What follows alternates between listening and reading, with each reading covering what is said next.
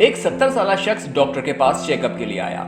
Doctor उनकी उम्र पूछकर हैरान रह गया। बोला, आपकी अच्छी सेहत का राज क्या है? आदमी बोला, मैं सूरज तुलू होने से पहले उठता हूँ और योगा के लिए बाहर जाता हूँ, फिर आकर पराठा, आमलेट और फ्रूट खाता हूँ। शायद ये मेरी सेहत का राज है।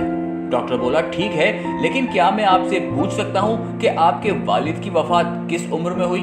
वो शख्स बोला, किसने आपको कहा कि वो फोत हो गए? डॉक्टर ने हैरानी से पूछा, आपकी उम्र 70 साल है और अब तक आपके वालिद जिंदा हैं, तो इनकी उम्र कितनी है?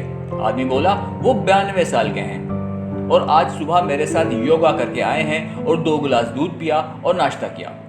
डॉक्टर, कमाल है, इसका मतलब ये है कि आपकी फैमिली की जीन्स में लंबी उम्र है। तो जब आपके दादा की वफात हुई तो वो कितने साल के थे?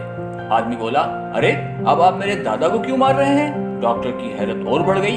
बोला, आपका मतलब है कि आपकी उम्र 70 साल है और आपके दादा अब भी जिंदा है, उनकी क्या उम्र है?